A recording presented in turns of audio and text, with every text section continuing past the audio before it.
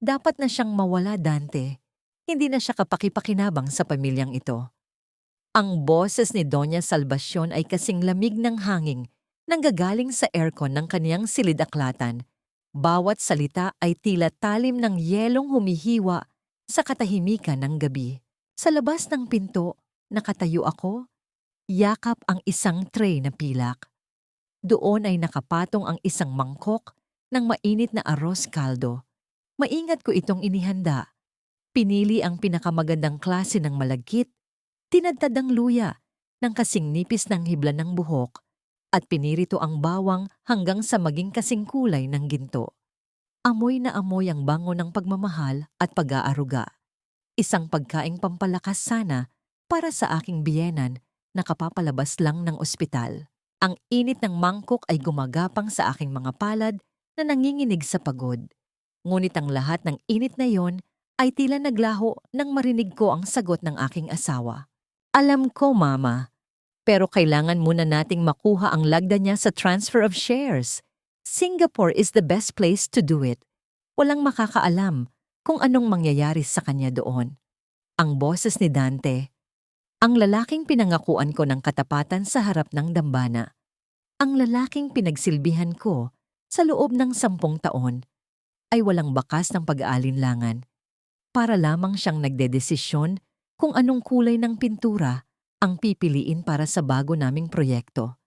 Dahan-dahan, ang usok na nanggagaling sa lugaw ay humahalimuyak sa aking mukha, tila isang mapait na paalala ng aking katangahan. Ilang gabi ko siyang binantayan sa ospital. Ilang beses kong tiniis ang kaniyang mga panlalait dahil lamang sa utang na loob na paulit-ulit niyang isinusumbat sa akin. And Lords, how is she? Tanong muli ng matanda. Ang tono ay biglang lumambot, puno ng pagkalinga na hindi ko kailanman naramdaman. She's fine, Ma. 5 months na ang dinadala niya. My son needs a name. Hindi pwedeng lumaki ang tagapagmana ng Villamor na isang bastard. Sa sandaling iyon, ang mundo ay tila tumigil sa pag-ikot. Ang bigat ng tray ay naging kasing bigat ng isang sementeryo. Ang arroz caldo na pinagpuyatan ko, ang pagkain na simbolo ng aking pagsisikap na maging mabuting manugang, ay naging isang malaking biro. Isang insulto. Naramdaman ko ang malapot na likido ng katotohanan na dahan-dahang lumulunod sa akin. Ang bawat patak ng pawis ko sa pagpapatakbo ng kumpanya, ang bawat disenyong ipinangalan nila sa kanilang sarili. Lahat ng yon ay gagamitin lang pala para sa kinabukasan ng ibang babae. Para sa isang batang kailanman ay hindi ko nagawang ibigay dahil sa stress at pagod sa pagsisilbi sa kanila. Walang anumang tunog ng pagkabasag ang umalingaw-ngaw. Hindi ko hinayaang mahulog ang tray. Sa halip, naramdaman ko ang unti-unting pamamanhid ng aking mga daliri. Ang init ng pagkain ay hindi na tumatagos sa aking balat. Tila nagilo na ang aking buong pagkatao. Ang bawat himaymay ng aking puso ay tila hinihigop ng isang madilim na kawalan. Ganito na lang ba ang halaga ko? Isang kagamitan na itatapon kapag luma na? Isang balakid na kailangang iligpit sa Singapore para sa kanilang perpektong pamilya? Ang matinding haya ay gumapang sa aking dibdib, hindi dahil sa may kasalanan ako, kundi dahil sa kahihiyang hinayaan kong tratuhin akong ganito ng mga taong itinuring kong buhay. Ang bawat sakripisyo ko ay naging abo sa harap ng kanilang kasakiman. Huminga ako ng malalim. Ang amoy ng luya at bawang ay tila naging amoy ng lason sa aking pangamoy. Tinitigan ko ang pinto ng silid-aklatan. Sa loob ng silid na yon, nakaupo ang 2 demonyong nakasuot ng seda at ginto. Dahan-dahan, tinalikuran ko ang pinto. Hindi ako umiyak. Ang mga luha ko ay tila natuyo na sa init ng galit na nagsisimulang mag-alab sa kailaliman ng aking kaluluwa. Bawat hakbang ko palayo ay kasing bigat ng isang sumpa. Dinala ko ang tray pabalik sa kusina. Inilapag ko ito sa ibabaw ng marmol na counter. Doon, sa gitna ng karangyaan ng bahay na ako rin naman ang nagpagod na itayo, tinitigan ko ang aking refleksyon sa makinang na kettle. Ang babaeng nakatingin sa akin ay hindi na ang Serafina na laging nakayuko at sumasagot ng opo. Kumuha ako ng isang kutsara. Sumalok ako ng isang bahagi ng arroz caldo at isinubo ito. Malamig na. Ang lasa ay mapait, kasing pait ng aking kapalaran. Nilunok ko ito kasabay ng isang panata. Kung nais nilang ilibing ako ng buhay sa Singapore, sisiguraduhin kong bago pa man dumating ang araw na yon, ako ang maghuhukay ng libingan para sa kanilang dangal. Binuksan ko ang gripo. Ang agos ng tubig ay tumama sa aking mga kamay. Hinuhugasan ng amoy ng paglilingkod. Pinapalitan ito ng lamig ng determinasyon. Dante, Mama, bulong ko sa hangin. Ang boses ko ay kasing talim ng isang pangako. You gave me a death sentence, but I will give you a slow, painful extinction. Sa aking bulsa, naramdaman ko ang bigat ng aking cellphone. May isang numero doon na matagal ko nang hindi tinatawagan. Ang numero ng taong nakakaalam ng lahat ng lihim ng aking ama bago ito pumanaw. Pilit kong pinatigas ang aking dibdib bago muling humakbang pabalik sa silid-aklatan. Ang bawat paghinga ko ay parang paglunok ng bubog. Masakit, matalim, ngunit kailangang gawin. Sa harap ng pintuan, nagsuot ako ng isang maskara. Ang maskara ng isang tapat at masunuring asawa na walang kamalay-malay sa mundong gumuho sa kaniyang paanan. Narinig ko ang pagpihit ng trangka ng pinto. Pagpasok ko, ang halimuyak ng mamahaling tabako ni Dante at ang amoy ng mga lumang libro ay bumalot sa akin, tila isang kulungan na walang rehas. Serafina, hiha, bakit ngayon ka lang? Kanina pa naghihintay ang mama sa arroz caldo mo, wika ni Dante. Tumayo siya mula sa kaniyang silya at lumapit sa akin. Hinawakan niya ang aking siko. Isang galaw na dati ay nagpaparamdam sa akin ng seguridad. Ngunit ngayon ay tila pagdapo ng isang malamig na ahas sa aking balat. Pasensya na, Dante. Maingat ko kasing tinimplahan ang pagkain para kay mama. Sagot ko. Ang boses ko ay matatag. Kahit na sa loob-loob ko ay gusto kong isigaw ang lahat ng naririnig ko kanina. Inilapag ko ang tray sa harap ni Doña Salvacion. Ang kaniyang mga mata, na kasing talim ng agila, ay sumuri sa akin. Tinitigan niya ang usok na lumalabas sa mangkok bago tumingin ng diretso sa aking mga mata. Salamat, Serafina. Alam mo naman na ikaw lang ang pinagkakatiwalaan ko sa bahay na ito, sabi ng matanda. Ngumiti siya, isang ngiting hindi umabot sa kaniyang mga mata. Saka huwag mong kakalimutan, malaki ang utang na loob mo sa pamilyang Villamor. Kung hindi dahil sa amin, nasaan ka na kaya ngayon? Ang salitang utang na loob ay parang isang sampal. Ito ang kadenang paulit-ulit nilang ibinubulid sa aking leeg sa loob ng maraming taon. Ginagamit nila ang nakaraan para piringan ang aking mga mata sa kasalukuyan. Opo, Mama, alam ko po iyon. Mahinahon kong sagot habang maingat na inilalagay ang table napkin sa kaniyang kandungan. Ang aking mga kamay ay gumagalaw ng kusa, isang ritual ng pagsisilbi na kabisado na ng aking katawan, habang ang aking isipan ay abala sa pagbuo ng sarili kong plano.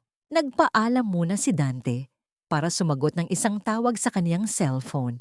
Sa kaniyang pagmamadali, naiwan niyang bahagyang nakabukas ang drawer ng kaniyang mesa. Isang maliit na pagkakamali para sa isang taong napakalinis kumilos. Nang matapos kumain si Doña Salvacion at nagsimulang umidlip dahil sa gamot na ininom niya, dahan-dahan akong lumapit sa mesa ni Dante. Ang bawat hakbang ko sa makapal na alpombra ay walang tunog. Ang tibok ng puso ko ay tila isang tambol na nagbababala ng panganib. Doon, sa loob ng drawer, sa ilalim ng ilang mga dokumento ng kumpanya, nakita ko ang isang maliit na puting bote. Walang label ang bote, tanging isang sulat kamay na petsa lamang ang nakalagay. Binuksan ko ito at naamoy ang isang kakaibang halimuyak. Matamis na tila bulok na prutas, may halong amoy ng metal. Naalala ko ang mga nakaraang buwan, ang madalas kong pagkahilo, ang pagkalimot sa maliliit na bagay, at ang pakiramdam na tila lumulutang ako sa putik. Lagi nilang sinasabi na dahil lang iyon sa pagod sa opisina. Ngunit ang bote na ito, hindi ito bitamina. Biglang bumukas ang pinto. Mabilis kong isinara ang drawer at tumalikod. Hawak ang isang baso ng tubig na tila ba katatapos ko lang itong ilapag. Pumasok si Dante. Seryoso ang mukha. Serafina, bakit nandiyan ka pa? I thought you were going to rest. Chinek ko lang kung maayos ang pagkakalagay ng gamot ni Mama. Pagsisinungaling ko, ang aking puso ay tila gustong kumawala sa aking dibdib. Lumapit siya sa akin at hinawakan ang aking mukha. Ang kaniyang hinlalaki ay dahan-dahang hinaplos ang aking pisngi. Masyado kang nagtatrabaho, sweetheart. Don't worry. Once we get to Singapore, everything will be better. Magiging payapa na ang lahat. Payapa. Ang salitang iyon ay naging kasing kahulugan ng kamatayan sa aking pandinig. Yes, Dante. I'm sure it will be. Sagot ko habang pilit nang umingiti. Nang gabing yon, habang mahimbing na natutulog si Dante sa aking tabi, nanatili akong gising. Tinitigan ko ang kisame ng aming marangyang silid. Ang bote ng gamot na nakita ko ay hindi lang basta lason sa katawan. Ito ay patunay na ang kanilang plano ay matagal nang nagsimula. Hindi lang nila ako gustong palitan. Gusto nila akong mawala sa sariling kaisipan bago nila ako tuluyang iligpit. Kinuha ko ang aking telepono at nagtungo sa banyo. Inlock ko ang pinto at naupo sa sahig na gawa sa malamig na marmol. Hinanap ko ang pangalan ni Sebastian Cruz sa aking contacts. Siya ang dating abogado ng aking ama, ang taong huling binalaan ako tungkol sa pamilya Villamor bago siya tuluyang pinalayo ni Dante sa aming buhay. Nanginginig ang aking daliri habang tinatype ang mensahe. Attorney, I need your help. Hindi na ito tungkol sa kumpanya. Buhay ko na ang nakataya. Ilang segundo ang lumipas, ang liwanag ng screen ay nagbigay ng anino sa aking mukha na tila isang estranghero. Nag-vibrate ang telepono. Isang maikling sagot ang bumungad sa akin. Magkita tayo bukas sa lumang warehouse sa Binondo. Mag-ingat ka, Serafina. Nakabantay sila sa bawat galaw mo. Isang malakas na kalabog ang narinig ko mula sa labas ng banyo. Hindi yun tunog ng kung anong nahulog. Iyon ay ang tunog ng mabibigat na hakbang ni Dante na papalapit sa pinto. Serafina, bakit nakakunsi ang pinto? Are you okay in there? Ang kaniyang boses ay malambing, ngunit may halong pagdududa na nagpataas ng balahibo sa aking batok. Mabilis kong ibinaba ang takip ng inidoro at binuksan ang gripo ng lababo. Hinayaan kong umagos ang tubig. Ang ingay nito ay nagsilbing tabing sa mabilis na paghinga ko. Tumingin ako sa malaking salamin na may gintong frame. Sino ang babaeng ito? Ang balat ko ay maputla. Ang mga mata ko ay tila may malalim na anino ng pagod na hindi kayang itago ng kahit anong mamahaling concealer. Ang suot kong sutlang pantulog ay nagkakahalaga ng libu-libong piso, ngunit pakiramdam ko ay suot ko ang isang telang pambalot sa bangkay. Sa loob ng 10 taon, unti-unti akong nilamon ng pangalang Villamor hanggang sa wala nang natira sa pagkatao ni Serafina Hiraya. Serafina? Muling kumatok si Dante, mas malakas na ngayon. Buksan mo ang pinto. Pinunasan ko ang aking mukha at pinilit na pakalmahin ang aking boses. Binuksan ko ang pinto. Nakatayo siya doon. Ang kaniyang sutlang robe ay bahagyang nakabukas. Ang kaniyang mukha ay puno ng pagkukunwaring pag-aalala. Masama lang ang pakiramdam ko, Dante. Parang nasobrahan yata ako sa pagod sa pag-aalaga kay Mama. Mahinahon kong sabi. Iniwas ko ang aking tingin para hindi niya mabasa ang puot sa aking mga mata. Hinawakan niya ang aking noo. Sabi ko naman sa'yo, kailangan mo nang mag-relax. Don't worry. Malapit na ang flight natin. In Singapore, we will fix everything. Pati ang kalusugan mo. Ngumiti ako ng tipid. Fix everything? O, tatapusin ang lahat? Sige na, matulog na tayo. Kinabukasan, gumising ako ng maaga sa ilalim ng dahilan na kailangan kong mamili ng mga gagamitin para sa aming pag-alis. Iniwan ko ang mansyon na tila isang bilanggo na nakatakas sa gitna ng liwanag ng araw. Ang amoy ng aking mamahaling perfume, isang timpla ng rosas at sandalwood, ay tila sumasakal sa akin habang lula ng sasakyan. Pagdating ko sa Binondo, sinalubong ako ng ibang klaseng mundo. Ang amoy ng tuyong alat, ang anghang ng luya sa hangin, at ang ingay ng mga kariton sa kalsada ay nagpabalik sa akin sa realidad. Dito, sa gitna ng alikabok at pawis, hindi mahalaga ang apelyidong Villamor. Pumasok ako sa isang lumang bodega na gawa sa kahoy at adobe. Ang bawat hakbang ko sa hagdan ng kahoy ay naglalabas ng tunog ng pagtanda ng gusali. Sa dulo ng madilim na pasilyo, nakita ko si Sebastian Cruz. Nakatayo siya sa tabi ng bintana. Ang kaniyang salamin ay sumasalamin sa kaunting liwanag na pumapasok sa silid. Serafina, boses niya ay malalim, puno ng bigat ng nakaraan. Mabuti at nakarating ka. Attorney, wala na akong ibang mapupuntahan, bulong ko. Ang bawat salita ay parang isang tinik na lumalabas sa aking lalamunan. Hindi siya nagsalita agad. Inabutan niya ako ng isang folder na luma at tila galing pa sa kailaliman ng isang archive. Alam kong matagal na nating hindi na pag-uusapan ang kumpanya ng tatay mo. Mula nang mamatay siya at sumanib ang Hiraya Furniture sa Villamor Group, pinigilan akong makialam ni Dante. Binuksan ko ang folder. Ang aking kamay ay nanginginig nang makita ko ang mga dokumento sa loob, mga board resolutions, transfer deeds, at mga loan agreements. Tingnan mong mabuti ang mga pirma. Serafina, utos ni Sebastian. Inilapit ko ang papel sa aking mga mata. Ang pangalan ko ay naroon, Serafina Hiraya Villamor. Ang bawat kurba, ang bawat tuldok sa dulo ng aking apelyido, tila perpekto. Ngunit habang tinititigan ko ito, naramdaman ko ang isang malamig na kilabot. Ito ang mga dokumento para sa pautang noong nakaraang taon, sabi ko. Pero wala akong matandaan na pinirmahan ko ang mga ito. Sabi ni Dante, minor paperwork lang yon at siya na ang bahala. Dahil hindi ikaw ang pumirma niyan, putol ni Sebastian. Lahat ng pirma mo sa loob ng huling 2 taon ay peke. Magaling ang gumawa, ginaya ang stroke mo, pero may isang pagkakamali siya. Ang pressure ng ballpen. Hindi ito ang paraan ng pagpirma ng isang tao na may tiwala sa kaniyang ginagawa. Napaatras ako hanggang sa tumama ang aking likod sa malamig na pader ng bodega. Ang bawat hininga ko ay naging mababaw. Bakit nila gagawin ito? Tanong ko kahit alam ko na ang sagot. Para sa kanila, Serafina, ikaw ay isang magandang display lamang sa showroom ng kumpanya.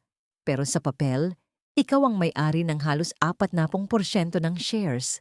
Sa pamamagitan ng mga palsipikadong dokumentong ito, dahan-dahan nilang inililipat ang assets ng Hiraya sa isang shell company na nakapangalan kay Dante at sa kaniyang accountant. Lourdes Mateo, dugtong ko.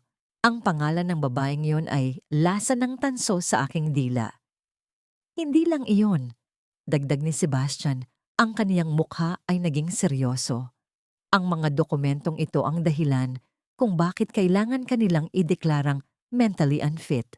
Kapag nangyari iyon, ang lahat ng peking pirma na ito ay magiging legal sa ilalim ng guardianship ni Dante. At kapag nakuha na nila ang lahat, hindi na niya kailangang ituloy. Alam ko na ang dulo ng kwentong ito. Isang aksidente sa Singapore. Isang malungkot na balita para sa isang baliw na asawang hindi kinaya ang pressure ng buhay. Tumingin ako sa labas ng bintana, sa mga taong naglalakad sa kalsada na walang kamalay-malay sa aking impyerno. Naramdaman ko ang isang bagong klaseng lakas na bumabangon mula sa aking mga paa. Hindi ito ang lakas ng isang biktima. Ito ay ang lamig ng isang taong wala nang natira, kundi ang kaniyang galit. Attorney, sabi ko, ang boses ko ay hindi na nanginginig. Ano ang kailangan nating gawin? Inilapag ni Sebastian ang isa pang dokumento sa mesa. Kailangan nating patunayan na ikaw ay nasa tamang pag-iisip. At kailangan nating mahanap ang orihinal na transfer deed na itinatago ni Dante. Pero may isang problema. Ano yon? Nakita ko ang schedule ng flight nyo sa susunod na linggo na yon. At may isa pa akong nadiskubre. Tumingin siya sa akin ng may pag-aalala. Ang ticket na binili ni Dante para sa'yo, it's a one-way ticket. Ang utang na loob ay hindi natatapos sa isang salamat lang, Serafina. Ito ay isang habambuhay na pangakong dapat mong bayaran ng katapatan. Nakaupo si Doña Salvacion sa kaniyang paboritong silya na gawa sa inukit na nara. Ang kaniyang mga daliri ay dahan-dahang humahaplos sa mga butil ng kaniyang kristal na rosaryo. Ang sikat ng araw na tumatago sa bintana ay nagbibigay ng kinang sa kaniyang mga alahas. Ngunit para sa akin, ang bawat kislap nito ay tila panunuya sa aking kahirapan. Kakauwi ko pa lang mula sa Binondo, at ang alikabok ng kalsada ay tila kumakapit pa rin sa aking balat. Isang matalim na kaibahan sa amoy ng mamahaling insenso na palaging bumabalot sa sala ng mga Villamor. Opo, Mama. Sagot ko, ang ulo ko ay bahagyang nakayuko. Ito ang posisyon na gusto nilang makita. Ang Serafina na laging handang sumunod. Ang Serafina na tila isang anino sa sarili niyang bahay. Hinding-hindi ko po nakakalimutan ang tulong ninyo noong naghihingalo ang kumpanya ni Papa. Mabuti naman. Muling wika ng matanda. Ang kaniyang boses ay tila isang malambot na pelos na may nakatagong matutulis na karayom. Dahil sa panahong ito, ang dangal ng pamilya ang pinakaimportante. At bilang asawa ni Dante, tungkulin mong protektahan ang dangal na yon kahit ano pa ang mangyari. Hindi ko na kailangang magtanong kung ano ang ibig niyang sabihin. Alam ko na ang bawat salita ay isang babala. Isang pagpapaalala na ako ay isang instrumento lamang na kailangang itapon kapag nagsimula ng sumira sa kanilang perpektong imahe. Narinig ko ang tunog ng pagbukas ng malaking pinto ng mansyon. Pumasok si Dante at sa kaniyang likuran ay isang babaeng nakasuot ng isang fitted na puting corporate dress. Ang kaniyang buhok ay maayos na nakapusod at ang kaniyang mukha ay puno ng isang mapanlinlang na kakinisan. Serafina, sweetheart, andito ka na pala, bati ni Dante. Lumapit siya sa akin at humalik sa aking pisngi. Isang halik na tila lasa ng abo. I want you to meet Lourdes Mateo. Siya ang bago nating internal auditor mula sa kumpanya. She will be staying with us for a few days para mas mapabilis ang pag-aayos ng mga papeles bago tayo umalis papuntang Singapore. Tumingin sa akin si Lourdes. Ang kaniyang mga mata ay tila ng susuri. Walang takot na sinalubong ang aking tingin. It's a pleasure to finally meet you, Mrs. Villamor. Marami na akong narinig tungkol sa inyo mula kay Dante. Ang kaniyang pabango, isang matapang na amoy ng jasmine at musk, ay agad na sumakop sa espasyo sa pagitan namin. Iyon ang amoy na naramdaman ko sa jacket ni Dante noong nakaraang linggo. Iyon ang amoy na tila nanunuya sa akin. Nagpapatunay na ang babaeng ito ay matagal nang nakapasok sa aming buhay bago pa man siya pumasok sa pintong ito. Auditor? Tanong ko. Pinanatili kong kalmado ang aking tono. Akala ko ay tapos na ang audit para sa quarter na ito. Nagkaroon ng konting discrepancies sa Hiraya accounts, sweetheart. Mabilis na sagot ni Dante. Ang kanyang kamay ay humawak sa aking balikat. Isang pagpapakita ng autoridad sa harap ni Lourdes. Lourdes is the best. She found things na hindi nakita ng ibang accountant. Kaya dito muna siya sa guest room para hindi na siya mahirapang mag-commute. Isang accountant na dinala sa loob ng bahay. Isang kabit na binigyan ng karapatang matulog sa ilalim ng iisang bubong kasama ang legal na asawa. Ang kapal ng mukha ni Dante ay tila isang pader na hindi ko alam kung paano gigibain. I hope my presence won't be a bother, Ma'am Serafina. Sabi ni Lourdes, ang kaniyang boses ay puno ng tamis na tila ba ay may halong lason. I'm just here to make sure everything is in order. Ayaw naman nating magkaroon ng problema ang pamilya Villamor, di ba? Ngumiti siya, isang ngiting tila nagsasabing, ako na ang reyna dito. at ikaw ay paalis na. Naramdaman ko ang pag-akyat ng init sa aking mga pisngi. Hindi dahil sa hiya, kundi dahil sa matinding gigil. Isang pagnanais na sampalin ang kaniyang mapagkunwaring mukha. Ngunit naalala ko ang sinabi ni Sebastian. Kailangan kong maghintay. Kailangan kong maging mas matalino kaysa sa kanila. Of course, Lord Esta, sagot ko. Ibinalik ko ang aking maskara ng pagkamasunurin. Feel at home. After all, malaki ang tiwala ni Dante sa'yo. At kung ano ang importante kay Dante, importante na rin sa akin. Tumalikod ako at naglakad patungo sa kusina. Sa bawat hakbang ko, naramdaman ko ang kanilang mga tingin sa aking likuran. Ang mapanuring mata ni Doña Salvacion, ang mapang-aping tingin ni Dante, at ang mapagwaging suliyap ni Lourdes. Pagdating ko sa kusina, kinuha ko ang isang basong kristal. Mahigpit ko itong hinawakan hanggang sa mamuti ang aking mga kuko. Tinitigan ko ang aking mga kamay. Ang mga kamay na nagtrabaho para sa kumpanyang ninanakaw nila ngayon. Maya-maya, narinig ko ang tawanan nila mula sa sala. Ang tunog ng kanilang kaligayahan ay tila mga martilyo na nagpapako sa aking puso. Biglang pumasok si Lourdes sa kusina, dala-dala ang isang baso ng tubig. Lumapit siya sa akin, ang kaniyang mukha ay wala ng bakas ng paggalang na ipinakita niya kanina sa harap ni Dante. Mrs. Villamor, bulong niya. Ang kaniyang boses ay kasing talim ng isang labaha. You should start packing your things. Hindi lang para sa Singapore flight niyo, kundi para sa tuluyan mong pag-alis sa buhay na ito. Let's be honest, you're just a ghost in this house. At ang mga ghost, kailangan ng patahimikin. Itinaas niya ang kaniyang kamay at dahan-dahang hinaplos ang aking pisngi. Sayang ang ganda mo. Pero sa mundong ito, ang talino at ang anak ang nagdidikta ng kapangyarihan. At ako, mayroon ako ng dalawang yon. Dahan-dahan niyang inilapit ang kaniyang mukha sa akin. Alam mo ba kung ano ang paboritong pagkain ni Dante sa umaga? Hindi yung arroz kaldo na niluluto mo. It's me. At iyon ang hinding-hindi mo kayang ibigay sa kanya. Lumakad siya palayo. Ang kaniyang malalakas na hakbang sa tiles ng kusina ay tila isang martsa ng tagumpay. Iniwan niya ako doon, nanginginig sa galit, habang ang bawat salita niya ay tumatatak sa aking isipan. Hindi na ako biktima. Ako na ang kanilang hukom. Nanatili akong nakatayo sa gitna ng kusina. Ang bawat hininga ko ay tila paghigop ng mainit na singaw ng asupre. Ang mga salita ni Lourdes ay patuloy na umaalingaw-ngaw sa aking pandinig. Bawat isa ay tila isang latigo na humahagupit sa aking pagkatao. Ngunit higit sa sakit, ang naramdaman ko ay isang malalim na pagkasuklam.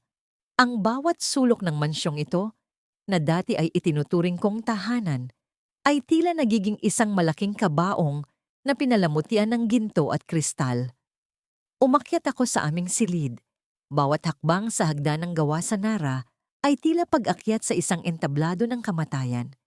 Nadatnan ko si Dante na nag-aayos ng kaniyang kurbata sa harap ng salamin. Ang kaniyang refleksyon ay tila isang estranghero. Isang lalaking may maamong mukha, ngunit may pusong kasing itim ng uling. Dante, tawag ko. Ang boses ko ay mababa ngunit puno ng bigat. Hanggang kailan mo balak ipagpatuloy ang dula-dulaang ito?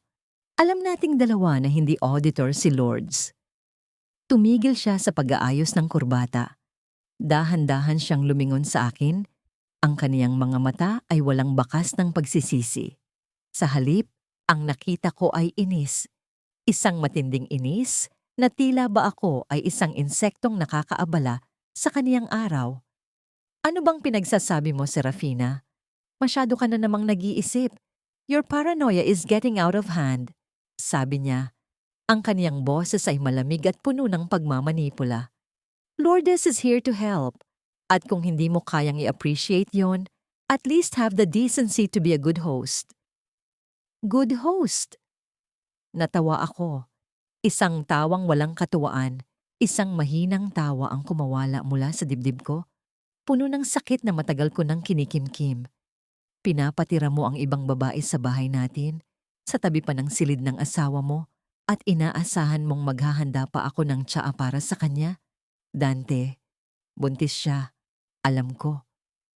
Biglang bumigat ang katahimikan sa silid. Parang nanikip ang hangin at walang sino man ang agad na nakapagsalita. Tinitigan ako ni Dante. Sa isang iglap, nasilayan ko ang pagkagulat sa kaniyang mga mata. Ngunit mabilis din itong napalitan ng matigas at nagbabantang tingin. "Serafina, stop it!" Sigaw niya. Ang kaniyang boses ay yumanig sa mga dingding ng silid. "You're acting like a crazy woman. Kaya nga ba kita dadalhin sa Singapore, di ba? Para magamot niyang utak mo. You're unstable." Hindi ako baliw. Ganti kong sigaw. Ang aking mga luha na kanina pa pinipigilan ay dahan-dahang gumugulong sa aking pisngi. "Kayo ang baliw! Kayo ni Mama! Pinapatay niyo ako habang humihinga pa ako." Sa isang iglap, lumapit sa akin si Dante. Bago ko pa man magawang umiwas, naramdaman ko ang pagtama ng kaniyang palad sa aking pisngi. Hindi ito tunog ng pagkabasag. Ito ay ang matinding hapdi na gumapang mula sa aking panga hanggang sa aking bungo. Ang lakas ng impact ay nagpabagsak sa akin sa sahig. Ang aking mukha ay tumama sa malamig na tiles. Doon, sa ilalim ng kaniyang mga paa, naramdaman ko ang huling piraso ng aking pagmamahal na tuluyang nagdurog.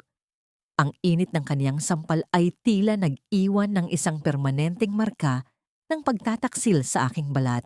"Don't you ever speak to me like that again," bulong ni Dante. Ang kaniyang boses ay nanginginig sa galit. "Magpasalamat ka at Villamor pa rin ang dala mong pangalan. Ngayon, ayusin mo ang sarili mo. We're going out." Umalis siya at padarag na isinara ang pinto. Nanatili akong nakasubsob sa sahig. Ang lamig ng tiles ay tila humihigop sa init ng aking buhay. Hindi ako humikbi. Ang sakit ng sampal ay wala sa kinalalagyan ng sakit sa aking puso. Ang naramdaman ko ay ang matinding hiya. Ang kahihiyan ng isang babaeng ibinigay ang lahat sa isang lalaking walang ibang hangad kundi ang sirain siya. Dahan-dahan akong bumangon. Tumingin ako sa salamin. Ang aking pisngi ay nagsisimula ng mamaga at maging kulay ube. Isang marahas na dekorasyon sa aking mukha. Ngunit sa likod ng pamamaga, nakita ko ang aking mga mata. Wala na doon ang takot. Ang naroon ay ang lamig ng isang taong handa ng maningil. Kinuha ko ang aking bag at susi ng sasakyan. Hindi ako magpapatalo sa gabing ito. Sinundan ko ang sasakyan ni Dante ng may sapat na distansya. Ang ulan ay nagsimulang pumatak. Ang mga butil nito ay tila mga luhang nagmumula sa langit. Hinuhugasan ng dumi ng kalsada. Huminto ang sasakyan ni Dante sa isang mamahaling kondominium sa Makati. Nakita ko silang bumaba ni Lourdes. Maingat na inalalayan ni Dante si Lourdes. Ang kaniyang kamay ay nasa baywang ng babae. Isang proteksyon na hindi niya kailanman ibinigay sa akin sa harap ng ibang tao. Pumasok sila sa gusali.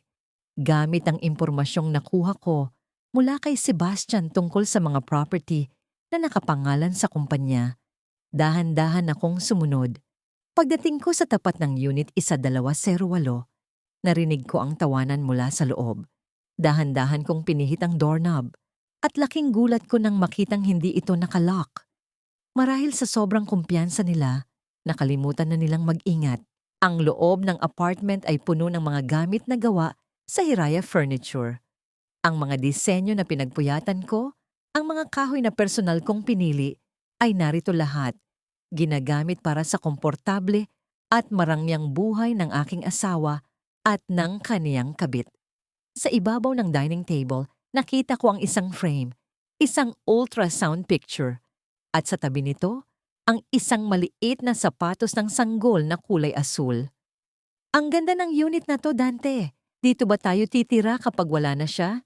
Narinig kong tanong ni Lourdes mula sa kabilang silid. "Soon, babe. Konting tiis na lang. Ang mahalaga, secure na ang future ng anak natin. Ang lahat ng shares ni Serafina mapupunta na sa pangalan mo sa susunod na buwan." Sagot ni Dante. Naramdaman ko ang pagsikip ng aking dibdib. Hindi na ito dahil sa selos. Ito ay dahil sa katotohanang ang lahat ng aking pinaghirapan, ang pawis, dugo, at luha ko sa pagtatayo ng hiraya, ay ituturing lang nilang regalo para sa kanilang anak. Inilabas ko ang aking cellphone at sinimulang ko na ng larawan ang buong paligid. Ang ultrasound, ang mga dokumento sa ibabaw ng mesa, at ang kanilang paglalambingan sa loob ng silid na bahagyang nakabukas ang pinto. Bawat click ng kamera ay tila isang bala na itinatanim ko para sa kanilang pagbagsak. Ngunit sa gitna ng aking pagkuha ng ebidensya, isang dokumento sa ibabaw ng console table ang umagaw ng aking pansin. Isang brown envelope na may tatak ng isang sikat na ospital sa Singapore. Binuksan ko ito ng mabilis. Ang aking mga kamay ay nanginginig. Hindi ito tungkol sa check-up. Ito ay isang pre-admission form para sa isang psychiatric sanatorium sa labas ng lungsod ng Singapore. Ang petsa ng admission, 2 araw pagkatapos ng aming flight.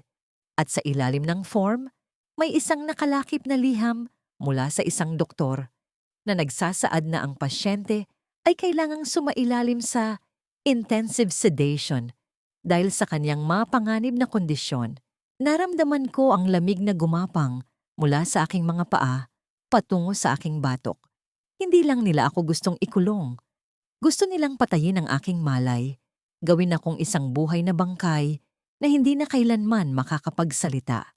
Biglang tumigil ang tawanan sa kabilang silid. Narinig ko ang mga hakbang na papalapit sa kinaroroonan ko. Dante, parang may narinig akong pinto sa labas. Wika ni Lourdes.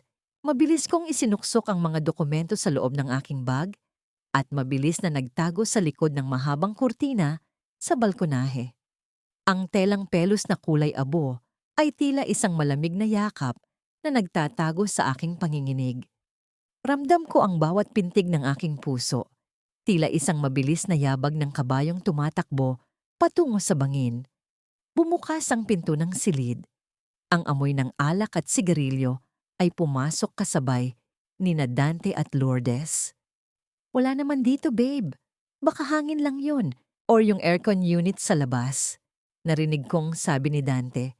Ang kaniyang boses ay puno ng tamad na kumpiyansa. Siguraduhin mo lang, Dante. Ayaw nating masira ang lahat ng plano dahil lang sa isang pagkakamali. Sagot ni Lourdes. Ang kaniyang boses ay kasing talim ng isang aspile. Narinig ko ang tunog ng kanilang paglalakad palayo. Ang bawat hakbang nila sa sahig ay tila pagbaon ng pako sa aking katahimikan. Naghintay ako ng ilang minuto, nananatiling estatwa sa dilim hanggang sa marinig ko ang pagbukas at muling pagsara ng pinto ng apartment. Dahan-dahan akong lumabas mula sa likod ng kurtina. Ang aking mga binti ay tila gawa sa jelly, ngunit ang aking isipan ay kasing linaw ng kristal. Lumabas ako ng condo unit, hindi gumagamit ng elevator para hindi makasalubong ang sinuman. Bumaba ako sa fire exit, ang bawat baitang ng hagdanan ay tila isang hakbang palayo sa impyernong binuo nila para sa akin. Paglabas ko sa gusali, sinalubong ako ng malakas na ulan. Ang langit ay tila nakikiramay, ibinubuhos ang lahat ng galit nito sa semento ng Makati. Hindi ako sumakay sa sarili kong kotse. Naglakad ako, hinahayaan ang bawat patak ng ulan na humalo sa aking pawis at luhang hindi ko na mapigilan.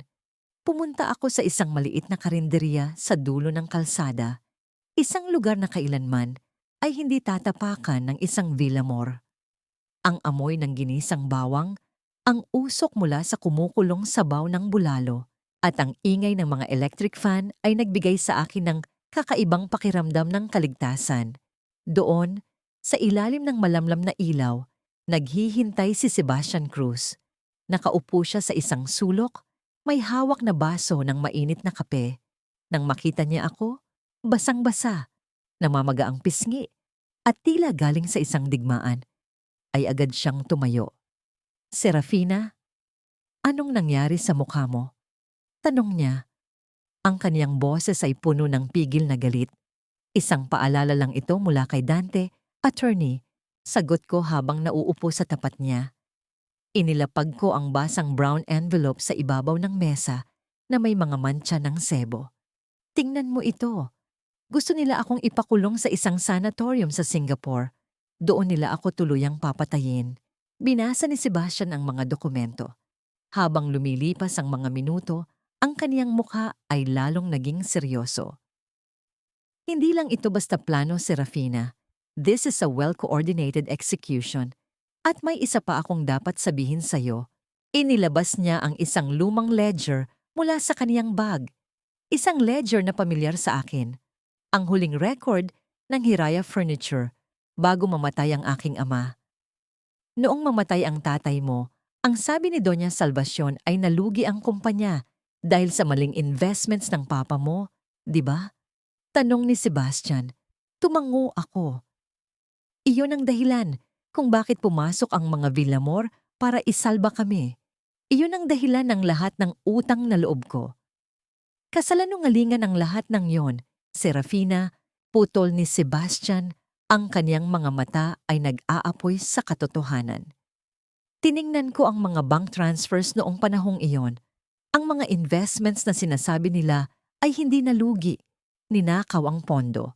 At ang taong nag-facilitate ng transfer mula sa account ng papa mo patungo sa isang offshore account, si Doña Salvacion. Naramdaman ko ang isang malakas na dagundong sa aking pandinig. Hindi ito kulog mula sa labas. Iyon ay ang tunog ng aking buong nakaraan na nagkakapira-piraso. Ibig mong sabihin, sila ang pumatay sa kumpanya ni Papa? Bulong ko. Sila ang sumipsip sa buhay ng Hiraya hanggang sa mapilitan ng Papa mo na humingi ng tulong sa kanila. It was a hostile takeover disguised as a family favor. Pinatay nila ang tatay mo sa stress at kahihiyan. Tapos kinuha ka nila para maging tau-tauhan sa sarili mong kumpanya. Napahawak ako sa aking dibdib. Ang bawat tulong, ang bawat haplos ni Doña Salvacion, ang bawat pagkalinga nila sa akin noong namatayan ako ng magulang, lahat ng iyon ay bahagi ng isang madugong laro. Ang utang na loob na kailanman ay hindi ko nabayaran ay isa palang kasalanang sila ang gumawa. Attorney, kailangan nating kumilos, sabi ko. Ang boses ko ay hindi na nanginginig. Ang takot ay napalitan ng isang malamig at kalkuladong puot. Hindi na lang ito tungkol sa shares. Ito ay tungkol sa katarungan para sa papa ko. Tumingin sa akin si Sebastian, isang tingin na puno ng paghanga at determinasyon. Handa na ang lahat, Serafina. Pero kailangan nating magmadali. Ang flight niyo papuntang Singapore ay sa loob ng 3 araw. Sa loob ng 3 araw na yon, kailangan nating makuha ang orihinal na transfer deed na nasa safe ni Dante. Paano natin gagawin yon? Kailangan mong bumalik sa mansyon. Kailangan mong maging asawang masunurin hanggang sa huling sandali. At kailangan mong makuha ang passkey ng safe. Huminga ako ng malalim. Ang amoy ng ulan sa labas ay humahalo sa amoy ng kape sa aking harap.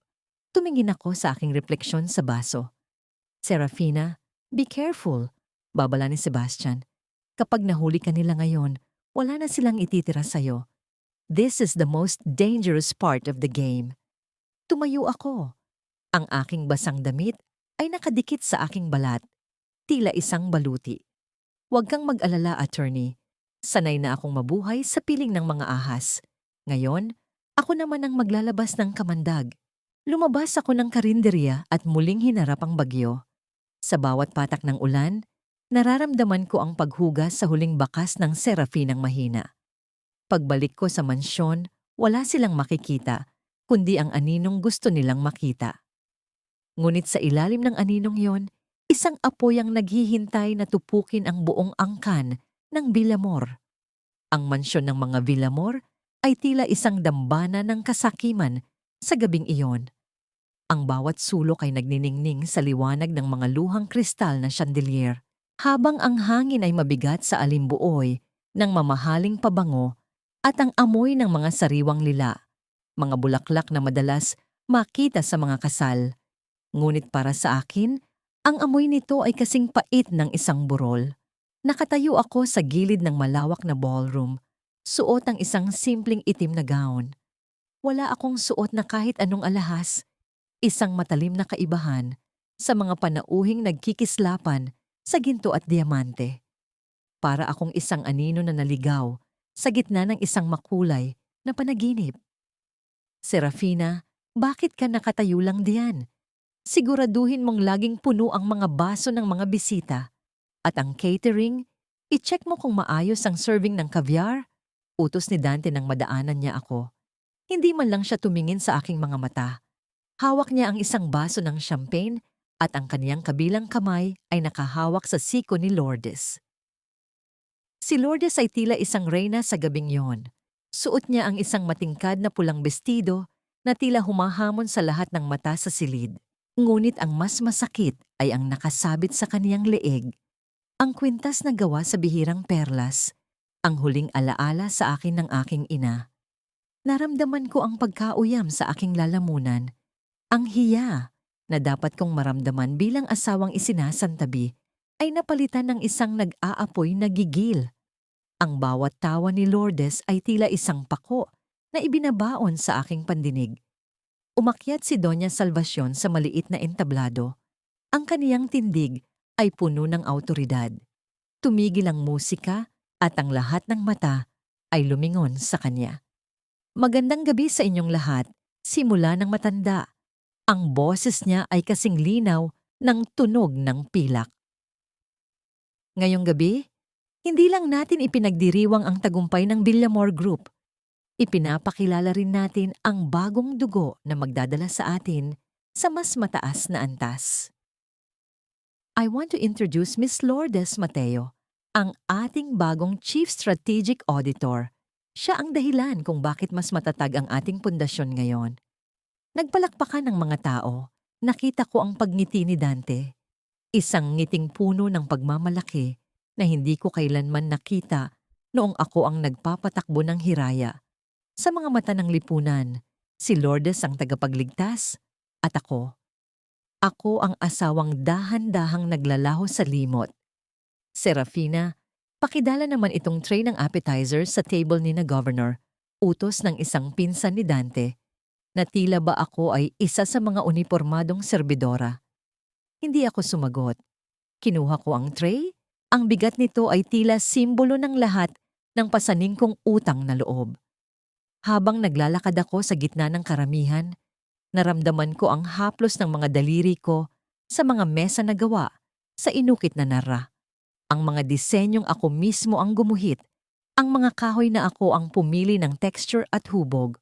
Ngayon, ang mga ito ay ginagamit na patungan ng mga basong may mantsa ng lipistik at mga tira-tirang pagkain. Excuse me! Isang malalim at baritonong boses ang pumigil sa aking paglalakad. Lumingon ako at nakita ang isang lalaking may uban na ang buhok, ngunit napaka-elegante ng tindig. Siya ay si Mr. Ariston, ang pinakamalaking collector ng luxury furniture sa bansa. Tinitigan niya ang mesang malapit sa akin bago tumingin sa aking mga mata. Iton bang pattern na ito? Ang Hiraya weave. Ikaw ba ang nagdisenyo nito? Tanong niya. Ang kaniyang mga mata ay puno ng kuryosidad. Sandali akong naging estatwa. Opo, sir. Iyan po ang huling koleksyon na ginawa ko bago ang merger. Huminga siya ng malalim at hinaplos ang gilid ng mesa. Sayang, ang ganda ng kaluluwa ng gawang ito. Pero sa mga bagong labas ng Villamor, parang nawala ang puso. Naging mass-produced na lang. It's just wood now, no more story. Naramdaman ko ang isang mainit na bugso ng emosyon sa aking dibdib. Sa gitna ng pagpapahiya sa akin ng pamilyang ito, may isang taong nakakita sa aking halaga. Serafina, what's taking you so long? Lumapit si Dante. Ang kaniyang muka ay madilim. Don't disturb our important guest with your nonsense talking. I'm not disturbing her, Mr. Villamor. Pagtatanggol ni Mr. Ariston. I was just admiring the artist's work. It's a shame she's carrying a tray instead of a sketchpad. Namutla si Dante. Nakita ko ang pag-igting ng kaniyang panga. Bago pa siya makapagsalita, lumapit si Doña Salvacion at matamis na ngumiti. Ariston, my friend, huwag mo nang pansinin si Serafina. She's just helping out. Alam mo naman, she insists on being useful. Kahit na hindi na niya kailangan, wika ng matanda. Habang ang kaniyang mga kamay ay mahigpit na humawak sa aking braso. Ang kaniyang mga kuko ay tila ba gustong bumaon sa aking balat. Hinila ako ni Doña Salvacion palayo sa bisita. Nang makarating kami sa isang madilim na sulok, binitawan niya ako ng marahas. Huwag mong hihigitan ng ingay ni Lourdes ngayong gabi, Serafina. Bulong niya. Ang boses niya ay kasing talim ng isang patalim. Tandaan mo, isang kumpas ko lang. Pwedeng mawala ang lahat ng natitirang alaala ng tatay mo sa kumpanyang ito. Go back to the kitchen. Doon ka nararapat. Tinitigan ko ang aking biyenan. Ang kaniyang mukha ay tila isang maskara ng demonyo sa ilalim ng ilaw. Tumalikod ako at naglakad patungo sa kusina. Ngunit bago ako tuluyang pumasok, lumingon ako sa ballroom. Nakita ko si Lourdes na masayang nakikipag-usap. Hawak ang baso ng wine. Suot ang kwintas ng aking ina. At sa kabilang panig, nakita ko si Mr. Ariston na nakatingin pa rin sa akin. May dalang pagtataka sa kaniyang mga mata. Pumasok ako sa kusina at isinara ang pinto. Ang ingay ng party ay naging malabo. Kinuha ko ang isang basong tubig at inumin ito ng mabilis. Sa ilalim ng fluorescent light ng kusina, tiningnan ko ang aking mga kamay. Nanginginig ang mga ito, hindi sa takot, kundi sa isang matinding determinasyon. Bukas, magsisimula na ang huling 3 araw. At sa pagtatapos ng pagtitipong ito, hindi lang baso ang mababasag. Ang umaga pagkatapos ng piging ay kasing lamig ng isang libingan. Ang mansyon ay balot ng amoy ng napanis na champagne at ang lansa ng mga tirang pagkaing dagat na hindi pa naililigpit ng mga katulong. Sa gitna ng katahimikang ito, nakaupo ako sa tapat ng aking vanity mirror, tinititigan ang aking refleksyon. Wala na ang maga sa aking pisngi, ngunit ang pilat sa aking kaluluwa ay lalong nag-uumpisang mag-alab. Ngayong araw, ang unang baraha ay ilalapag ko na. Lumabas ako ng bahay bit-bit ang isang maliit na envelope. Nagtungo ako sa isang tagong opisina sa Makati upang makipagkita sa kinatawan ng isang real estate developer. Doon, sa ilalim ng malamig na buga ng aircon na tila humahalik sa aking balat, nilagdaan ko ang huling dokumento para sa pagbebenta ng Villa Hiraya. Ang lupain at bahay na ipinamana sa akin ng aking ama na hindi kailanman nalaman ni Dante. Ang bawat kuskus ng panulat sa papel ay tila pagputol ng huling tali na nag-uugnay sa akin sa nakaraan. Ang halagang pumasok sa aking sikretong bank account ay sapat na para simula ng aking bagong buhay at sapat na rin para punduhan ang pagbagsak ng mga Villamor. Pagbalik ko sa mansyon, nadatnan ko si Dante sa kanyang silid-aklatan. Nakatalikod siya sa akin, abala sa pagtingin sa kanyang laptop. Ang usok mula sa kanyang kape ay dahan-dahang umaakyat sa hangin, tila isang mapanlinlang na ulap. Andyan ka na pala. Wika niya nang hindi lumilingon. Did you finish the errands for Mama? We need everything ready for tomorrow's flight. Tapos na, Dante. Everything is set, sagot ko. Ang boses ko ay kasing patag ng semento. Lumapit ako sa kanyang mesa at kinuha ang isang nakakuadrong litrato. Ang aming wedding photo. Doon, nakangiti kaming dalawa. Tila mga taong naniniwala sa habambuhay na pag-ibig. Tinitigan ko ang kaniyang mukha sa litrato. Ang dulas ng papel sa aking mga daliri ay tila paalala ng dulas ng kaniyang mga salita. Nang lumabas si Dante para sagutin ang isang tawag, dahan-dahan kong kinuha ang lighter sa ibabaw ng mesa. Sinindihan ko ang dulo ng litrato. Pinanood ko kung paano dahan-dahang lamunin ng kulay kahel na apoy ang kaniyang mukha. Pagkatapos, ayang sa akin. Walang tunog ang apoy. Tanging ang dahan-dahang pag-itim ng papel at ang amoy ng nasusunog na kemikal ang namayani sa silid. Nang maging abo na ang lahat, itinapon ko ito sa basurahan at pinunasan ng aking mga kamay. Naramdaman ko ang isang kakaibang gaan sa aking dibdib. Ito ang pakiramdam ng isang taong Wala nang kailangang protektahan, kundi ang kaniyang sarili. Ngunit ang katahimikan ay mabilis na nabasag. Narinig ko ang marahas na pagbukas ng pinto. Pumasok si Dante. Ang kaniyang mukha ay mapula sa galit. Ang kaniyang mga mata ay tila naglalabas ng kuryente sa tindi ng tensyon.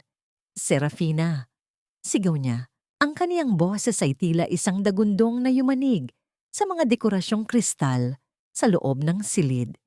Bakit, Dante? May problema ba? Tanong ko. Pinanatili kong malamig ang aking mukha. Iniharap niya sa akin ang kaniyang tablet. I was checking the joint savings account para sa travel funds natin. Bakit zero ang balance? Saan mo dinala ang pera?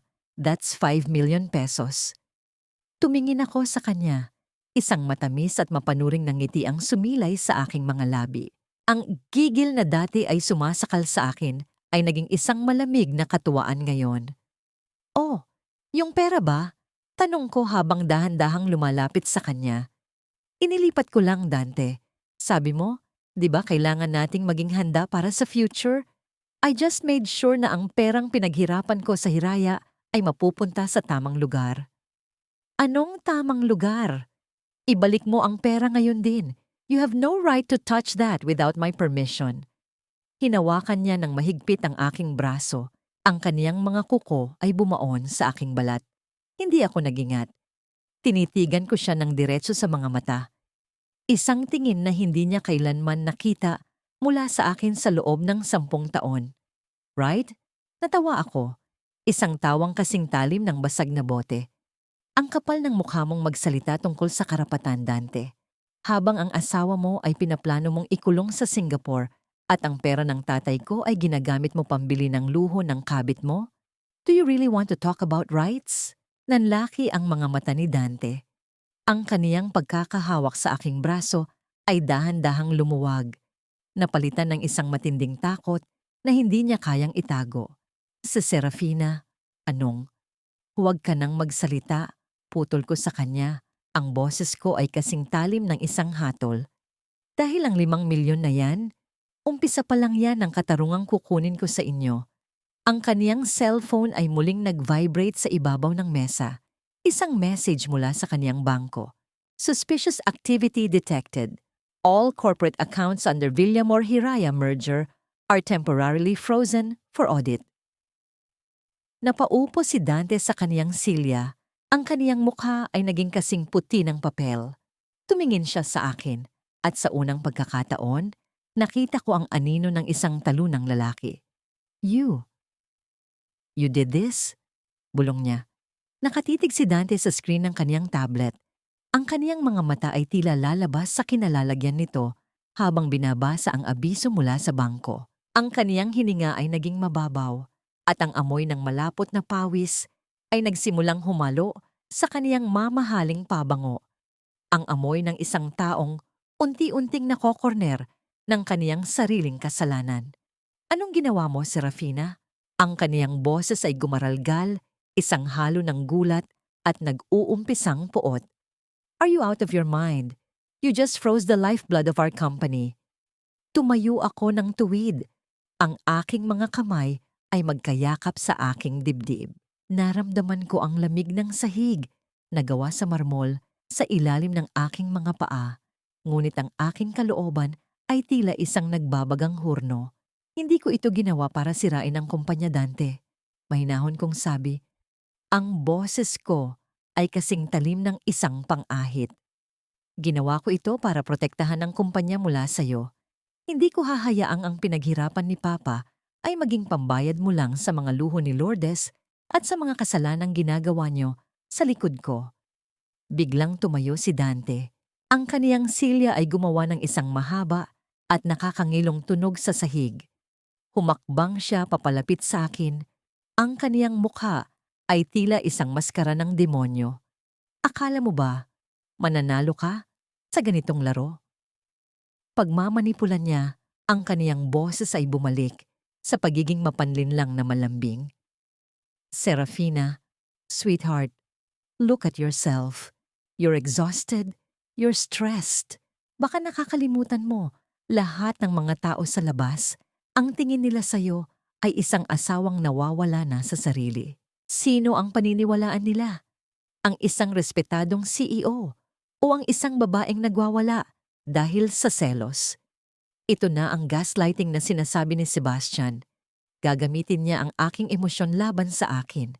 Gagamitin niya ang hiya para itago ang kanyang dumi. Subukan mo, Dante, hamon ko. Subukan mong sabihin sa mundo na baliw ako habang ang mga dokumento ng transfer of shares na may peking pirma ay nasa kamay na ng mga auditor. Tingnan natin kung sino ang unang ikukulong. Bago pa makasagot si Dante, bumukas ang pinto at pumasok si Lourdes. Ang kaniyang mukha ay puno ng pagkukunwaring pag-aalala. Ngunit ang kaniyang mga mata ay kasing talim ng isang ahas na naghahanap ng butas. Dante, what's happening? Bakit ang ingay niyo hanggang sa labas? Tanong niya, bago bumaling sa akin ng may mapanuyang ngiti. Mrs. Villamor, baka kailangan niyo lang uminom ng gamot. You're making a scene again. Lumapit si Lourdes sa akin at dahan-dahang hinawakan ang aking balikat. Ang kaniyang hawak ay tila isang babala. Ang kaniyang mga kuko ay bahagyang bumaon sa aking suot na damit. Alam mo, Serafina, bulong niya sa aking tainga, sapat lang para kami lang ang makarinig. I checked your vanity drawer kanina habang wala ka. Interesting yung mga gamot na itinatago mo doon. Or should I say, yung mga gamot na dapat mong inumin pero itinatapon mo lang? Napatigil ang tibok ng aking puso. Ang aking munting lihim tungkol sa pagtatapon ng bitamina na ibinibigay nila ay tila nabulgar na. Don't worry, Dante and I will take care of you in Singapore. Dagdag pa ni Lourdes, ang kaniyang boses ay puno ng tamis na tila lason. Doon, hindi mo na kailangang mag-isip. Pipisilin lang namin ang isang button at ang lahat ng sakit na nararamdaman mo mawawala na. Isang matinding kilabot ang gumapang sa aking likuran. Ngunit sa halip na sumigaw, tinitigan ko siya sa salamin na nasa harap namin. Nakita ko ang aming mga refleksyon, isang babaeng nagpupumilit maging reyna sa pamamagitan ng paninira. At ako, ang babaeng dahan-dahang bumabangon mula sa abo. Ngumiti ako sa kaniya sa pamamagitan ng salamin. Isang ngiti na hindi niya inaasahan. Ang ngiting iyon ay nagpadala ng isang anino ng pag-aalinlangan sa kaniyang mga mata. You're right, Lourdes, sabi ko ng malakas. Masyado na akong pagod. Siguro nga kailangan ko na talagang magpahinga. Nagkatinginan sina Dante at Lourdes. Tila nagtataka sa biglang paglambot ng aking tono. Mabuti at natauhan ka na rin, Serafina, sabi ni Dante. Ang kaniyang boses ay puno ng relief. Sige na, bumalik ka na sa kwarto mo. We will fix the bank issue later. Just rest. Tumalikod ako at naglakad palabas, ngunit bago ako tuluyang lumabas, nakita ko ang mabilis na pagkindat ni Lourdes kay Dante. Isang tagumpay para sa kanila. Pagpasok ko sa aking silid, agad kong nilock ang pinto. Hindi ako nagpahinga. Kinuha ko ang aking laptop at mabilis na tinawagan si Sebastian sa pamamagitan ng isang encrypted app. Sebastian, nahanap na ni Lourdes ang mga gamot. We have to move faster, bulong ko. Don't worry, Serafina. Nakahanda na ang huling piraso ng ebidensya. Pero may nalaman ako tungkol sa psychiatric record mo. Sabi ni Sebastian, ang kaniyang boses ay puno ng kaba. Mayroon silang hawak na medical certificate mula sa isang bayarang doktor dito sa Manila. Nakalagay doon na ikaw ay may severe schizophrenia with violent tendencies. Ito ang gagamitin nila para dalhin ka sa Singapore nang sapilitan kung tumanggi ka. Naramdaman ko ang pagsikip ng aking lalamunan. Ang bawat sulok ng mansyong ito ay tila nagiging rehas. Kailan nila balak ilabas ang dokumentong yan? Bukas, bago ang flight nyo. Gagamitin nila yon sa airport para hindi ka makagawa ng gulo. You have to be ready, Serafina. The trap is closing. Ibinaba ko ang tawag. Tumingin ako sa labas ng bintana, sa madilim na hardin ng mansyon. Sa ilalim ng isang puno ng mangga, nakita ko ang isang anino. Isang taong nakabantay. Hindi na ako malayang makakalabas. Biglang may kumatok sa aking pinto. Hindi ito ang malakas na katok ni Dante. Ito ay isang mahina at tila nag-iingat na kumatok. Serafina? Hiha? Ang boses ni Doña Salvacion. May dala akong tsaa para sa'yo. Gusto lang kitang makausap ng masinsinan tungkol sa ating utang na loob. Dahan-dahan kong binuksan ang pinto. Nakatayo doon si Doña Salvacion. Ang kaniyang mukha ay tila isang imahe ng kabanalan sa ilalim ng madilim na ilaw ng pasilyo. Hawak niya ang isang tray na may tasa ng tsaa.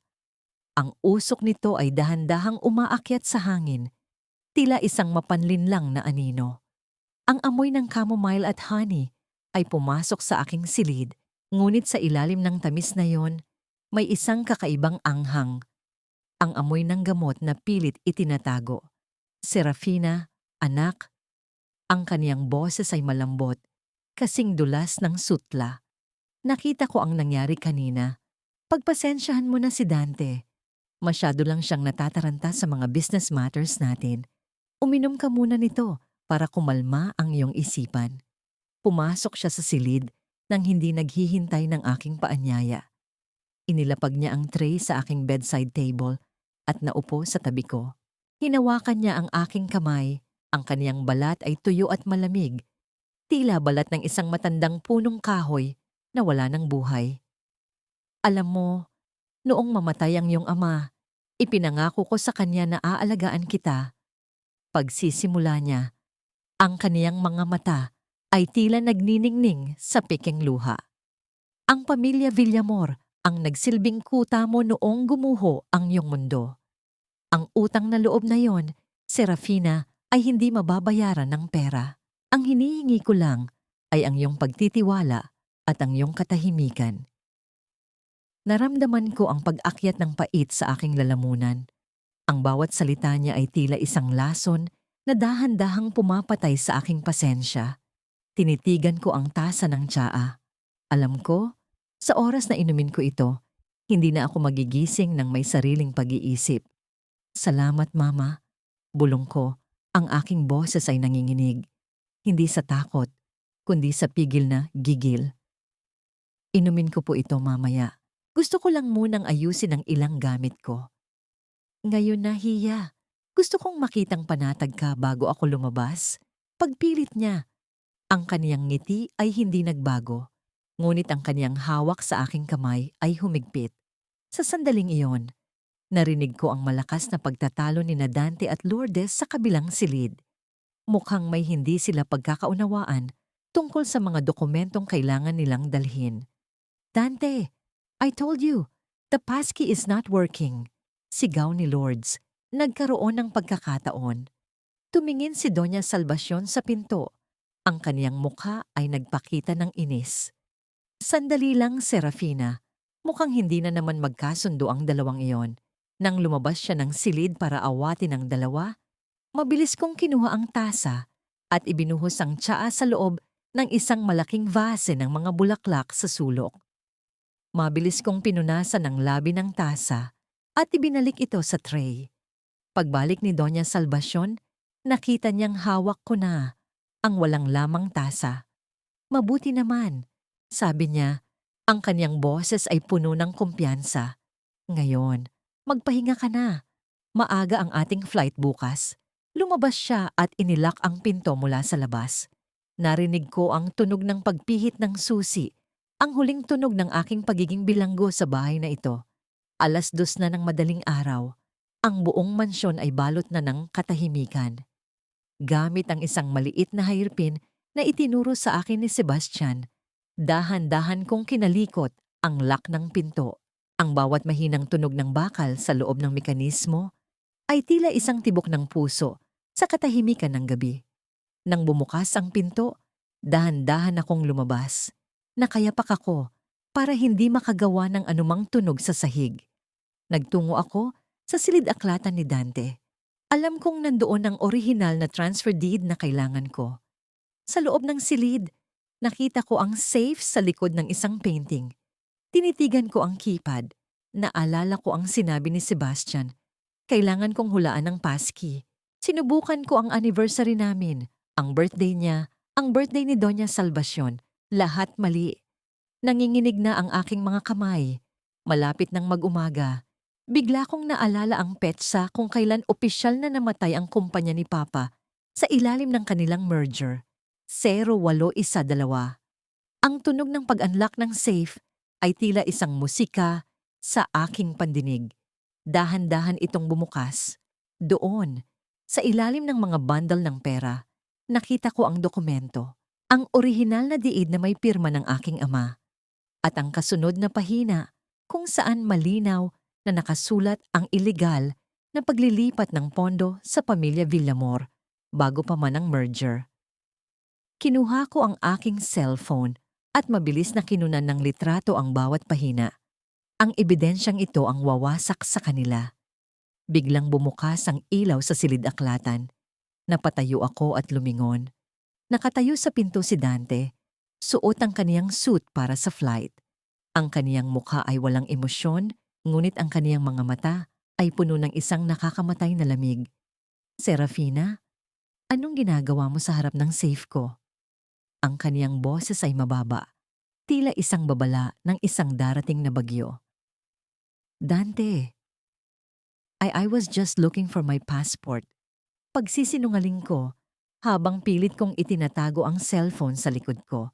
Lumapit siya sa akin. Ang kaniyang bawat hakbang ay tila isang hatol ng kamatayan. Passport! Sa loob ng safe ko.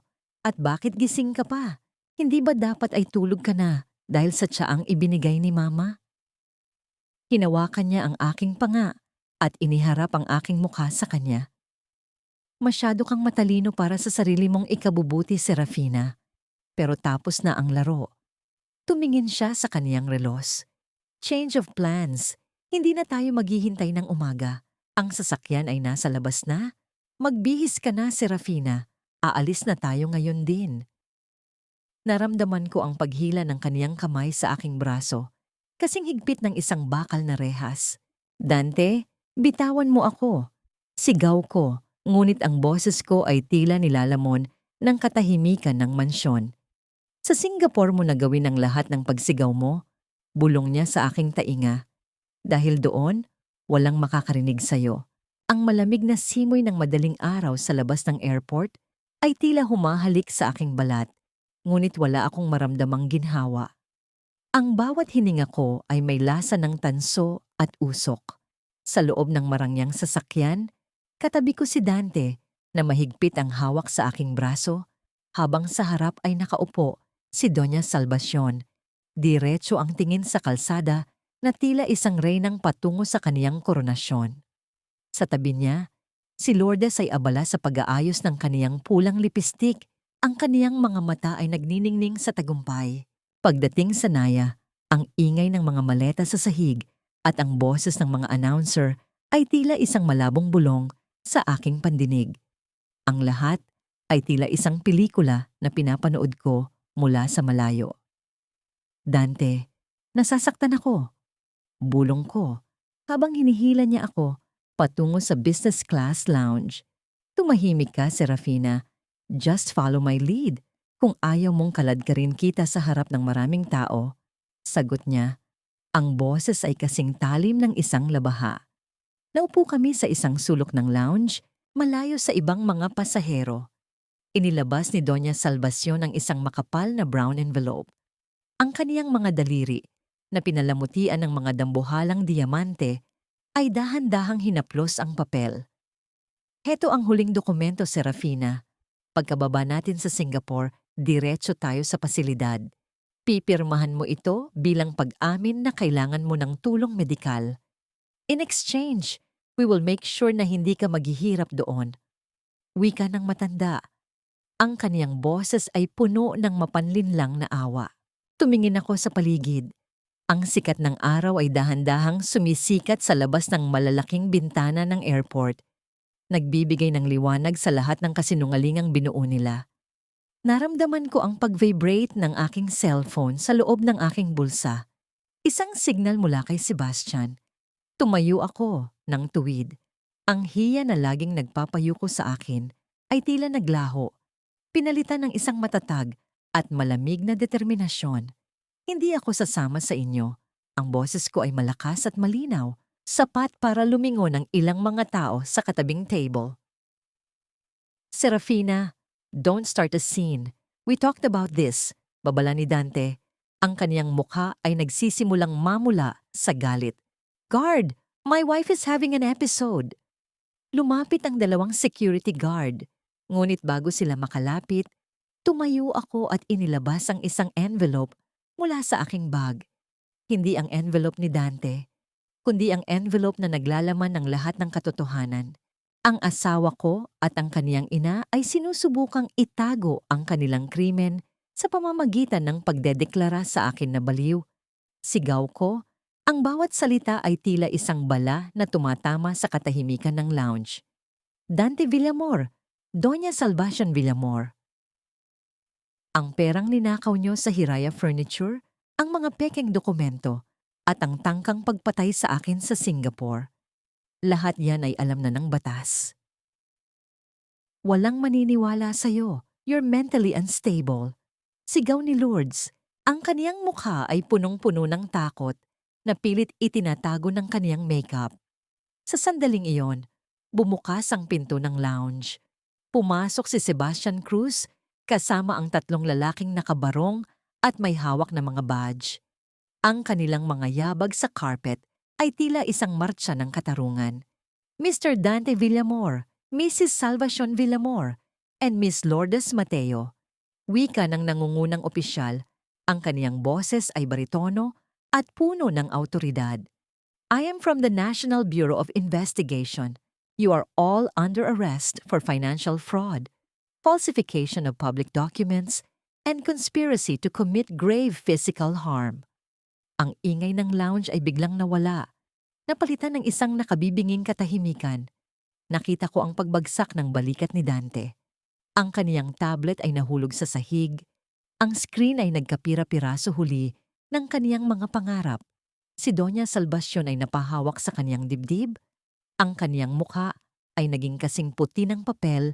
Ang lahat ng kaniyang kapangyarihan ay naglaho sa isang iglap. Lumapit sa akin si Sebastian. Inilapag niya ang kaniyang kamay sa aking balikat. Tapos na, Serafina, you're safe now. Tumingin ako kay Dante.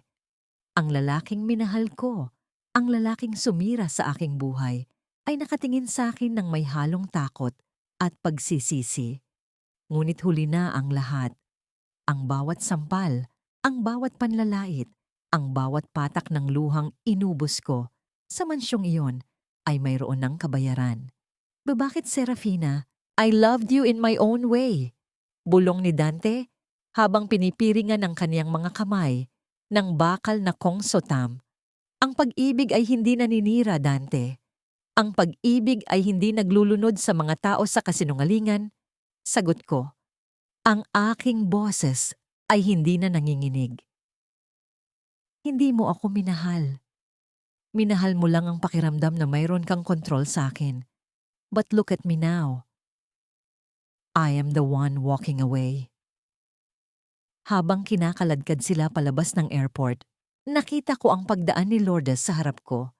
Ang kaniyang pulang bestido ay tila isang mantsa ng dugo sa gitna ng malinis na airport. Ang kaniyang kwintas, ang kwintas ng aking ina, ay hinablot ni Sebastian at ibinalik sa aking mga kamay. Ang lamig ng mga perlas sa aking palad ay tila isang gamot sa aking sugatang puso. Tumingin ako sa labas ng bintana. Ang eroplano na dapat ay magdadala sa aking libingan ay dahan-dahang lumilipad pa itaas, patungo sa malayo. Nanatili ako sa lupa, nakatayo ng matuwid, humihinga ng hangin na wala ng halong lason. Ang anino ng mga Villamor ay tuluyan ng naglaho sa ilalim ng matinding sikat ng araw. Isang taon na ang nakalipas mula ng ang ingay ng mga sirena ng pulis ay palitan ng katahimikan ng aking bagong buhay.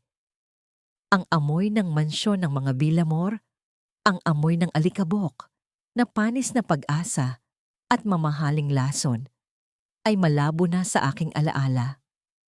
Ngayon, ang bawat umaga ko ay nagsisimula sa halimuyak ng bagong tabas na kahoy na nara at ang matamis na anghang ng sariwang kape sa aking munting opisina sa labas ng lungsod. Nakatayo ako sa gitna ng workshop ng Kuihiraya. Ang sikat ng araw ay dahan-dahang tumatagos sa malalaking bintana, nagbibigay ng gintong kislap sa mga hibla ng kahoy na kasalukuyang hinuhubog ng mga kababaihang dati ay tulad ko, mga aninong nawalan ng boses sa ilalim ng kapangyarihan ng iba. Hinaplos ko ang ibabaw ng isang mesang kainan na katatapos lang naming barnisan. Ang dulas nito sa ilalim ng aking mga palad ay tila isang kumpirmasyon na ang bawat sugat, kapag nalinisan at naingatan, ay nagiging isang magandang disenyo. Mrs. Hiraya, may bisita po kayo. Wika ng isa sa aking mga staff. Isang babaeng dati ay biktima rin ng panlilinlang, ngunit ngayon ay isa na sa aking mga pinakamahusay na artisan. Lumingon ako at nakita ko si Sebastian Cruz na nakatayo sa pinto. Hindi na siya nakabarong. Suot niya ang isang simpleng polo shirt at may dalang isang maliit na buke ng mga puting bulaklak ng sampagita. Ang amoy ng mga bulaklak ay agad na nagpabalik sa akin sa mga alaala ng aking ama. Ngunit sa pagkakataong ito, wala nang kasamang sakit. Sebastian, ngumiti ako. Isang ngiting hindi na kailangang magtago sa likod ng maskara. Anong balita? Ang apela ni Dante ay ibinasura ng korte kaninang umaga. Balita niya habang inilalapag ang mga bulaklak sa aking mesa. Mananatili siya sa loob ng mahabang panahon. At si Doña Salvacion? Ang balita ay hindi na siya makabangon sa kaniyang higaan sa ospital. Ang lahat ng kanilang ari-arian ay tuluyan ng na-liquidate para pambayad sa mga biktima ng kanilang fraud. Huminga ako ng malalim. Naramdaman ko ang huling piraso ng bigat na nakadagan sa aking dibdib na tuluyan ng naglaho. Tila usok na tinangay ng hanging dagat. Walang katuwaan sa aking puso sa kanilang pagbagsak. Tanging ang kapayapaan na hatid ng katarungan. And Lourdes? Tanong ko. Nanganak na siya sa loob ng kulungan. Pero ang bata ay kinuha ng kaniyang mga kamag-anak sa probinsya. Wala siyang naiwan, kundi ang kaniyang mga maling desisyon. Sagot ni Sebastian. Tumingin siya sa akin nang may malalim na paghanga. You did it, Serafina. You built all of this from the ashes. Hindi ko lang ito binuo, Sebastian. Pagtatama ko habang nakatingin sa mga babaeng masayang nagtatrabaho sa labas. Ipinanganak ko muli ang aking sarili. Naglakad kami patungo sa balkonahe ng opisina na nakaharap sa asul na dagat. Ang hangin ay malinis, walang bakas ng amoy ng lason o kasinungalingan. Sa malayo, nakikita ko ang mga bangka ng mga mangingisda na dahan-dahang naglalayag patungo sa abot-tanaw. Ano ang plano mo ngayon? Tanong ni Sebastian. Ang kaniyang boses ay puno ng pag-asa. Kinuha ko ang kwintas ng aking ina na laging nasa aking leeg. Ang mga perlas ay kasing puti ng aking bagong simula. Gusto kong ituro sa kanila na ang utang na loob ay hindi isang kadena. Ang tunay na utang na loob ay ang pasasalamat sa sarili dahil sa lakas na bumangon. Sagot ko. Tumingin ako sa kanya at nakita ko ang aking refleksyon sa kaniyang mga mata. Isang babaeng matapang, malaya at buo. Hindi ko na kailangang magmadali. Wala na akong kailangang patunayan sa sinuman. Hindi ko na kailangang hanapin ang aking halaga sa mga mata ng ibang tao, Sebastian. Dahil sa wakas, nahanap ko na ito sa loob ng sarili ko. Isinara ko ang aking mga mata at hinayaan ang init ng araw na yumakap sa aking mukha. Sa katahimikang yon, narinig ko ang bulong ng hangin, tila isang kanta ng paglaya. Ang pangalang Serafina Hiraya ay hindi na lamang isang pirma sa isang dokumento. Ito ay isang paalala na kahit ang pinakamalalim na hukay ay maaaring maging pundasyon ng isang matatag na tahanan. Ito ang aking buhay. Ito ang aking katarungan. At sa wakas, ito ang aking katahimikan.